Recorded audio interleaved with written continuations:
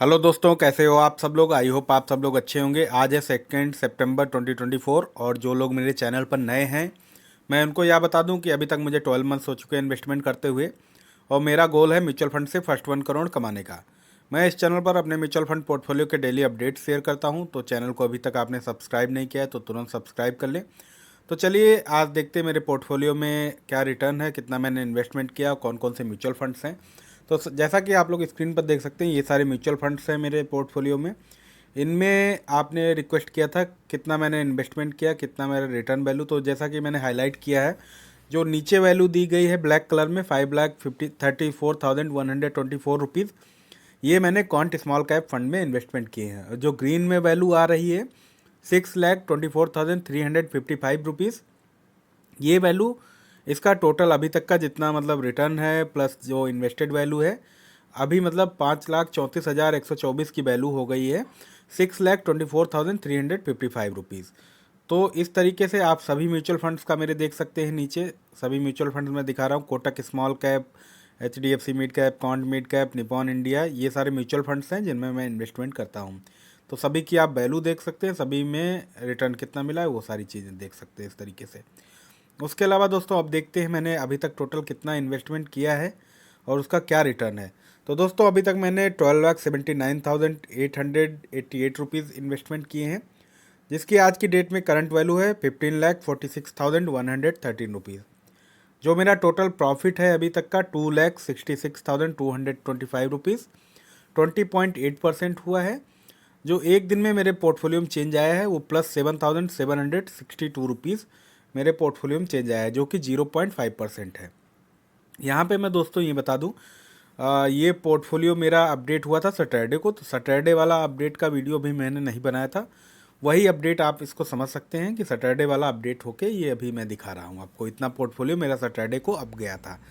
इसके अलावा दोस्तों मुझे पिछले वीक काफ़ी पोर्टफोलियो रिव्यू रिक्वेस्ट आई थी, उसके अलावा कई सारे कमेंट्स भी आते हैं वीडियोस पे, तो मैं इस वीडियो में उसका रिप्लाई करूंगा। और इस वीडियो को काफ़ी लंबा हो जाता है ये वीडियो, इसलिए इस वीडियो को मैं लगभग 4 पार्ट्स में डिवाइड कर रहा हूँ, पार्ट 1, पार्ट 2, पार्ट 3, पार्ट 4। तो आप लोग से रिक्वेस्ट मैं यही करूँगा कि आप सारे पार्ट्स देखिए। आपका पोर्टफोलियो रिव्यू रिक्वेस्ट या आपके कमेंट पर रिप्लाई ज़रूर मिला होगा। अगर इन पार्ट में नहीं मिला है आपको रिप्लाई तो आप फिर से कमेंट कीजिए, मैं ट्राई करूँगा जल्द से जल्द आंसर करने की। बट आपको सभी पार्ट्स देखने चाहिए, इससे आपको बहुत कुछ सीखने को मिलेगा। तो चलिए देखते हैं क्या क्या पोर्टफोलियो रिव्यू रिक्वेस्ट आई और क्या कमेंट्स आए थे। अगला कमेंट है सचिन कुमार का। After discontinued some funds now they are in my portfolio, are they okay और something I have to change? Time horizon 7 to 10 years, SIP Motilal Oswal mid cap 5,000, quant mid cap 1,000, JM flexi cap 4,500, Nippon small cap 4,000, Canara Robeco small cap 1,500, Mirae asset large and mid cap 1,500, SBI contra fund 3,000। Please suggest Sachin. तो सचिन जी, अगर आपने discontinue कुछ fund कर दिए हैं, अगर portfolio में दिखते हैं तो कोई इशू नहीं उससे। आप काम ये भी कर सकते हैं, आप जिस भी ऐप से खरीदते हैं उस ऐप को कांटेक्ट करें, वो ऐप हो सकता है अपनी तरफ से वो क्लियर कर दें बैकएंड से। बट आपके पोर्टफोलियो में अगर दिखते हैं तो जीरो अमाउंट दिखेगा, उसमें कोई दिक्कत नहीं है। उसके अलावा रही बात आपके पोर्टफोलियो की, पोर्टफोलियो मुझे ठीक दिख रहा है, यहाँ पे कुछ चेंज करने की ज़रूरत तो नहीं दिख रही। आपके फंड सभी अच्छे हैं, Motilal Oswal mid cap, quant mid cap दोनों अच्छे हैं, जेएम फ्लेक्सी भी अच्छा है, स्मॉल कैप में भी आपने अच्छे फंड्स लिए हैं, लार्ज एंड मिड कैप 1,500 ये भी अच्छा है, कॉन्ट्रा फंड भी ठीक रहता है। आप एक काम कर सकते हो, अगर कुछ और इन्वेस्टमेंट इसमें करना चाहते हैं, कहीं से कम करना चाहते हैं 1,000 रुपये, तो आप निफ्टी 50 इंडेक्स फंड एक ले सकते हैं। उससे आपका पोर्टफोलियो में रिस्क थोड़ा बैलेंस हो जाएगा। आप स्मॉल कैप से ही कम करना चाहें या मिड कैप से थोड़ा पैसा कम करना चाहें तो कम कर सकते हैं। ये निफ्टी 50 इंडेक्स फंड अगर आप ले लेंगे, यूटीआई, नवी निफ्टी और एसबीआई, निपॉन, कई सारी कंपनियों का है, तो आप किसी का भी ले लो, कोई फ़र्क नहीं पड़ेगा। इससे क्या होगा, आपके पोर्टफोलियो में रिस्क कम हो जाएगा। जब मार्केट डाउन जाएगी तो पोर्टफोलियो थोड़ा कम डाउन जाएगा, ये चीज़ होगी इसमें। बाकी आपका पोर्टफोलियो ठीक है, बस यही आपको एडजस्टमेंट थोड़ा करना चाहिए मेरे हिसाब से, क्योंकि टाइम हॉरिजन जो आपका है 7 to 10 ईयर्स है। इस हिसाब से बोलता हूँ कि आपको थोड़ा सा एडजस्ट करके मतलब लार्ज कैप में थोड़ा इन्वेस्टमेंट बढ़ाना होगा। राम का, sir I am new to mutual fund, I am 22 year old and want to invest for minimum 15 years. I have an idea to invest in the following mutual funds, quant small cap और Nippon small cap fund और both small caps, Parag Parikh flexi cap, quant flexi cap और JM flexi cap और any two flexi cap, Motilal Oswal mid cap और Motilal Oswal mid cap and Tata digital India fund. Please give me your suggestion. तो दोस्त आप 15 years के लिए investment करना चाहते हैं, बस आपको ध्यान में ये रखना होगा, मार्केट डाउन जाए तो आपको रिडीम नहीं करना, पेशेंस बनाए रखना, कुछ भी हो जाए आपको पैसा रिडीम नहीं करना है। उस हिसाब से मैं आपको पोर्टफोलियो बताता हूँ। आप स्मॉल कैप में काम कर सकते हैं, क्वांट का और निपॉन का दोनों का ले लें, आधा आधा पैसा इन्वेस्टमेंट करें दोनों में। फ्लेक्सी कैप में आप एक ही फ्लेक्सी कैप लो। अगर आपको पराग पारिक या जेएम, इनमें तीनों में से कोई सा भी ले सकते हैं, आपको जो अच्छा लगे, मतलब जेएम फ्लेक्सी कैप, पराग पारिक, क्वांट फ्लेक्सी, तीनों बहुत अच्छे हैं, तीनों में से कोई सा भी ले लो, अच्छा ही रिटर्न मिलेगा आपको। मिड कैप में आपने मोतीलाल ओसवाल मिड कैप किया है, बहुत अच्छा फंड है, मैं भी सजेस्ट यही करता हूँ। टाटा डिजिटल इंडिया फंड ये आप ले सकते हो।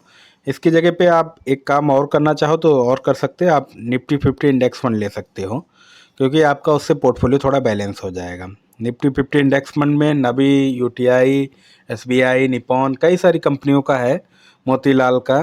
तो निफ्टी 50 इंडेक्स फंड आप थोड़ा पैसा उसमें डाल देंगे तो उससे आपका पोर्टफोलियो थोड़ा बैलेंस हो जाएगा, रिस्क कम हो जाएगा। और बहुत अच्छी बात है कि आप इतनी कम एज से स्टार्ट कर रहे हैं, ये बहुत अच्छी बात है, आपका लॉन्ग टर्म में बहुत अच्छा खासा पैसा बनेगा। अगला कमेंट है रत्नेश कुमार का, एज है 30, SBI contra fund 5K, ICIC Prudential blue chip fund 500, HDFC Nifty 50 index fund 1K, Parag Parikh flexi cap 500। मैंने सर इसी महीने से एसआईपी स्टार्ट किया हूँ, जो कि 20 to 25 ईयर का गोल है, टारगेट सोचे नहीं है कि कितने पे एग्जिट करना है, पर स्टेप अप 5 to 8% कर सकते हैं हर साल। इस एमएफ में कोई चेंज करने की ज़रूरत है या इसी में ही कंटिन्यू रखें? 6 साल 5 to 8% स्टेप अप के साथ। तो दोस्त आपने, रत्नेश जी, आपने ये लिखा है 20 से 25 साल का आपका टारगेट है, 20 से 25 साल आप इन्वेस्टेड रहेंगे, उससे पहले रिडीम नहीं करेंगे। उसके हिसाब से आपने मतलब रिस्क कम लिया है मेरे हिसाब से। ये आपका पोर्टफोलियो, आपने कॉन्ट्रा फंड लिया, कॉन्ट्रा फंड में इतना पैसा मत लगाओ, अपने पोर्टफोलियो में थोड़ा पैसा इधर आप बढ़ा सकते, पराग पारिक फ्लेक्सी कैप।